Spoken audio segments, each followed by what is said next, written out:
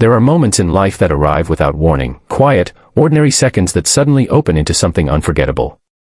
It happened on a cold, rainy afternoon in a busy café, the kind where people walk in hurriedly, dripping umbrellas and shaking off the chill. No one noticed the girl who stood just inside the door, balancing awkwardly on a prosthetic leg, her crutches trembling slightly as she scanned the room for a place to sit.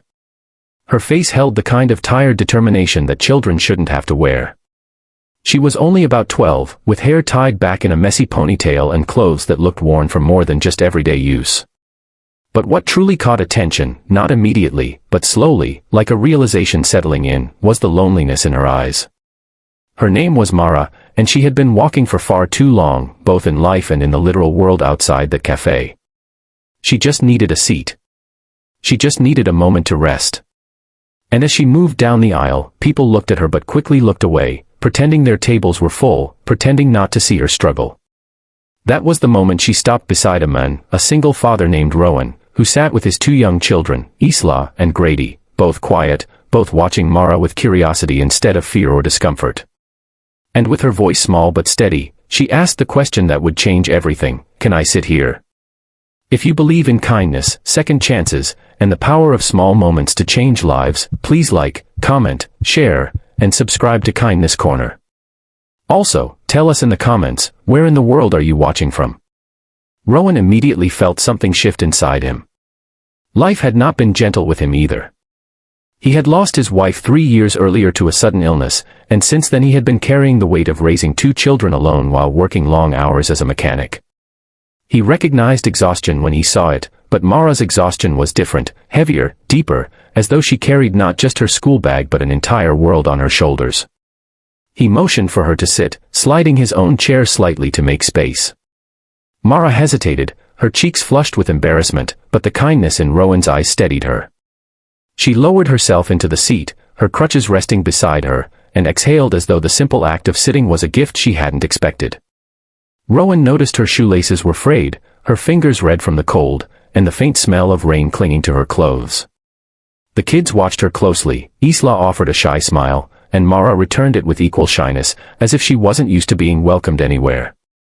As minutes passed, Rowan sensed a story behind her silence. Mara explained in a halting, careful way that she had been walking home from school when her prosthetic leg started hurting.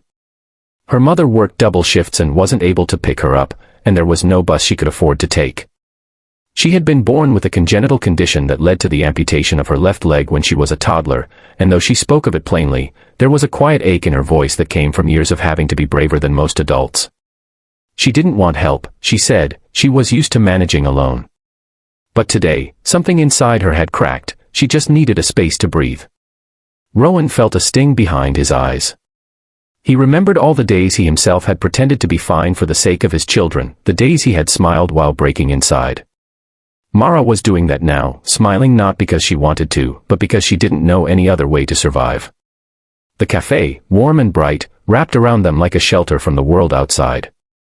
Rowan decided, without saying it aloud, that he would make this moment count. He bought her a warm sandwich and hot chocolate, placing them gently in front of her.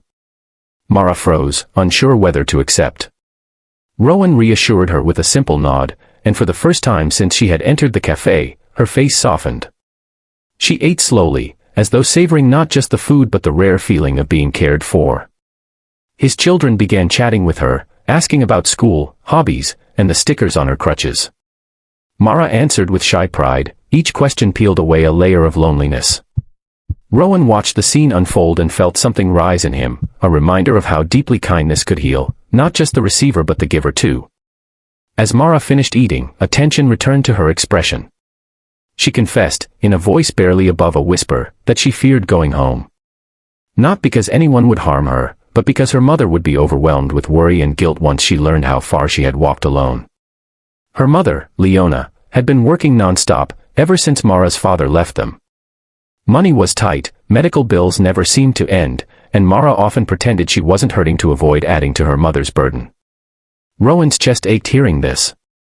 He realized Mara wasn't asking for pity, she was asking for understanding, for someone to see her without judgment. Rowan decided he would drive her home. Mara's eyes widened in disbelief, and for a moment she looked as though she might cry. Not from sadness, but from the overwhelming unfamiliarity of being helped. As they stepped outside into the clearing rain, Rowan held the door open for her, and something inside Mara cracked in the gentlest way. She whispered that no one outside her mother had ever done something like this for her. Her voice trembled, and Rowan placed a comforting hand on her shoulder, reminding her she wasn't alone in the world, even on the days she felt invisible. When they reached her home, a small apartment in an aging building, her mother rushed out in panic, her face drained of color.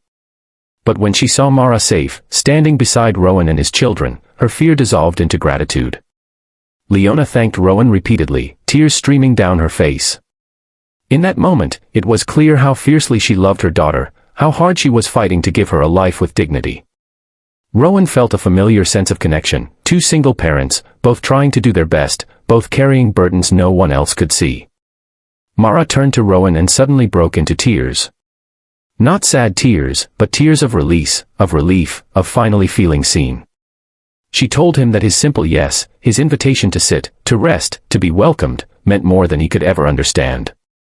Rowan hugged her gently, promising that kindness would always have a place in this world, even when life felt merciless. If this story has touched your heart, please like, comment, share, and subscribe to Kindness Corner. Your support helps us spread more stories of hope and humanity. Before you go, tell us in the comments, what part of this story moved you the most? And always remember, sometimes the smallest yes can change someone's entire day, and sometimes, their entire life.